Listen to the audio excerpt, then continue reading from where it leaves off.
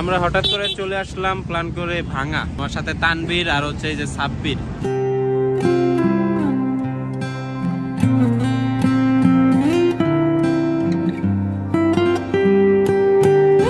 আমরা আছি হচ্ছে বোয়ালমারীতে, আর বোয়ালমারী আমরা যাব হচ্ছে সাইতর মসজিদ। এটা হচ্ছে একটি ঐতিহাসিক বিশাল একটা মসজিদ। আমি এখানে যাওয়ার জন্য অনেক চিন্তা করতাম যে এখানে কবে যাওয়া যায়। সো এখন আমার চাচাতো ভাই বললো যে আমাদের গ্রামের পাশেই নাকি সাইতর মসজিদটা অবস্থিত, তো এখানে আমরা যাওয়ার চেষ্টা করব। এখন রেডি হয়ে বের হয়ে গেছি, এই যে ওর বাইক নিয়ে বের হয়ে গেছে, তো আমরাও রেডি প্রপারলি। তো এখন রওনা দিব।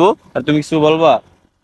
হ্যাঁ, তো কিছু বলবে না। তো আজকে যাওয়া যাক ইনশাল্লাহ। এই মসজিদ দেখার পরও আপনাদের একটা সারপ্রাইজ দেওয়ার চেষ্টা করব। তো চলেন অন দা ওয়ে, রোডের কিছু সিনেমাটিক সিন দেখা যাক।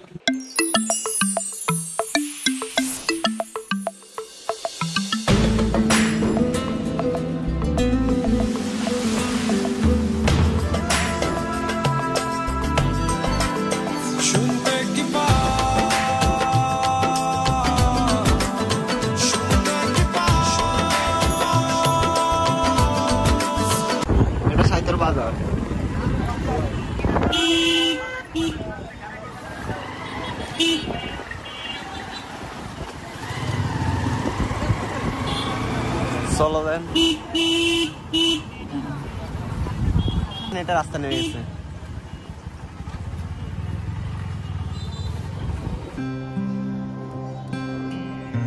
এই মসজিদটি আপনার হঠাৎ করে রাতের বেলা গায়েবী ভাবে তৈরি হয়ে গেছে।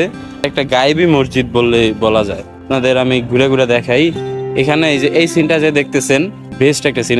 এই মসজিদটা আপনার ডাইবা গেছে, নিচের দিকে ডাইবা গেছে।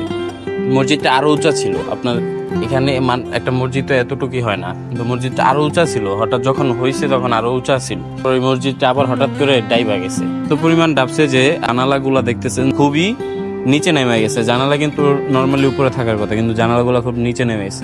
এই মসজিদটা আমার দেখার জন্য আর কি অনেক ইচ্ছা জাগছিল। এই মসজিদটা দেখবো, যে গায়েবী মসজিদ বলে কথা। আমাদের বাংলাদেশে হঠাৎ করে একটা গায়েবী মসজিদ হয়েছে। এই মসজিদটা যদি না দেখি অনেকটা অতৃপ্ততা থেকে যাবে। এই যে এই গলিটা দেখতেছেন, এখানে দেখেন জানালাগুলো খুবই নিচে। এত সুন্দর একটা মসজিদ হঠাৎ করে আল্লাহ তাআলা টাইলস দিয়ে উঠায় দিচ্ছেন। মাশাআল্লাহ মাশাআল্লাহ।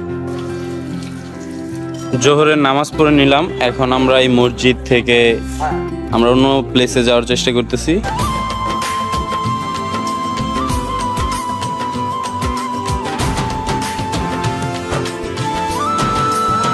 গাইজ, আমরা এখন আছি হচ্ছে এটা বোয়ালমারীর কাদিরদি কলেজ। আর এখানে অনেক দূর দূর থেকে স্টুডেন্টরা পড়তে আসে এই কাদিরদি ডিগ্রি কলেজে। হ্যাঁ, এটা স্থাপিত হচ্ছে আপনার 1993 ইংরেজি, আর নির্মাণ হচ্ছে 1995 ইংরেজি। তো এখানে ভালোই লাগতেছে, মানে অন্যরকম একটা পরিবেশে স্টুডেন্টরা পড়ালেখা করে। এখানে সবুজ পরিবেশ আছে। আমাদের এদিক তো মানে কলেজে কখনো সবুজ পরিবেশ থাকে না তেমন একটা। তো নর্মালি বিল্ডিং, জাস্ট বিল্ডিং। তো এখানে ঘোরার পর আমার অন্যরকম ভালো লাগতেছে। দেখ, ক্যাম্পাসটা ভালোই বড়, 3টা ভবন আছে ক্যাম্পাসে। তো মুক্তি মঞ্চ, এখানে যদি কোনো সাংস্কৃতিক অনুষ্ঠান অথবা কোনো প্রোগ্রাম হয়, মূলত এই স্টেজে সবকিছু করা লাগে। আর ওইখানে একটা শহীদ মিনার আছে আপনার, অনেক ভালোই বড়, মোটামুটি চলে। মাঠটা মাশাআল্লাহ। ক্যান্টিনও আছে ওইখানে, ওই সাইডে ক্যান্টিন। আর ভবন হইলো 3টা ভবন। হ্যাঁ, ভবনের পিছে হোস্টেলও আছে। মাশাআল্লাহ, তাহলে কত সুন্দর একটা পরিবেশ এখানে। কলেজটা হচ্ছে আব্দুর রহমান, আমাদের মন্ত্রী মহোদয়, প্রাণী ও মৎস্য বিষয়ক মন্ত্রী না। আমরা যাচ্ছি হচ্ছে শহীদ মিনারের কাছে। আর এই কলেজে ও পড়ালেখা করে। তুমি এখন কিসে আছো এই কলেজে? কলেজ শেষ আমার। কলেজ শেষ? এই কলেজে শেষ, ইন্টার কমপ্লিট। এখন কি অনার্স? এই জায়গায় কি অনার্স করবা নাকি অন্য জায়গায়?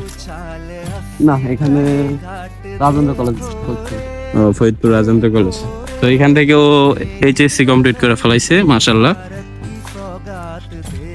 এই যে শহীদ মিনারে চলে আসছি আমরা। এটা হচ্ছে শহীদ মিনার। জুতাগুলা খুলি। শহীদ মিনার যদি ময়লা থাকে তাও আমার জুতা খুলতে হবে, কারণ এটা হচ্ছে শহীদদের প্রতি শ্রদ্ধা জানানোর জন্য আমাদের এই শহীদ মিনারটা তৈরি করা।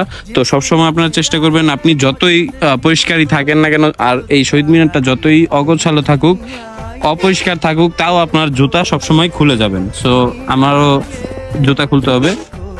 আমি হচ্ছে একটু গিয়ে ভ্রমণ প্রিয়াসু। অনেকে বলে যে আপনি এত ঘুরতে পারেন। ভাই, আমি ঘুরি, আপনারা হয়তোবা কিছু পরিচিত প্লেস ঘুরেন, যেমন হচ্ছে এই ধরেন সেন্ট মার্টিন, সাজেক, বান্দরবান এগুলা ঘুরেন, বাট আমি বাংলাদেশের সবগুলো জেলার ভিতর কি কি আছে, কোন গ্রামে কি আছে, কোন জেলায় কি আছে, আসল বিষয় তাদের কালচার কেমন, এগুলো আমি চেষ্টা করি সবসময় ঘোরার জন্য এবং এগুলা বোঝার জন্য। এগুলা ফিল নিতে আমার কাছে অন্যরকম লাগে। তো আমরা সবগুলোই দেখার চেষ্টা করব, ওইদিকে মিশার চেষ্টা করব, মানুষ কেমন, কালচার কেমন এবং ওইখানে পরিষ্কার পরিচ্ছন্ন পরিবেশ কেমন, এগুলো আমরা একটু উপভোগ করার চেষ্টা করব। তো ইনশাল্লাহ চলেন আমরা এখান থেকে রওনা হই। তো প্রচুর পরিমাণ গরম, রোদ, ঘাইমা গেছি, আর এখান থেকে যেতে হবে। আর হচ্ছে হাইওয়ে রোড, অনেক বড় রোড, এখানে খুব রিস্কি ড্রাইভিং করা, সো গরমের ভিতর হেলমেটও পরতে কষ্ট হয়ে যেতেছে। তো যাওয়া যাক নাকি।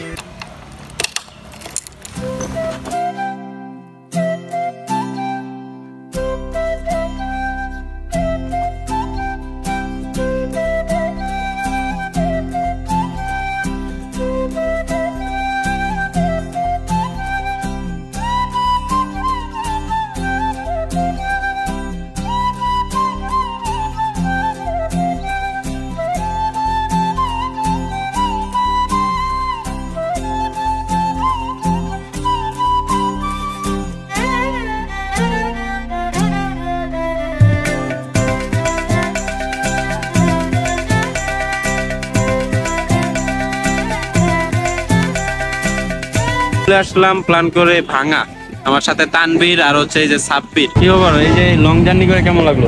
অনেকে ভালো লাগছে, তারপরেও একটু রিস্ক তো থাকে রাস্তার একটু আতঙ্ক ছিল, একটু আগে একটা কুত্তা সামনে এসে পড়ছে। সবাই বাইক চালানোর সময় সাবধানে চালাবেন, কুত্তা সামনে এসে পড়ে, বুঝছেন?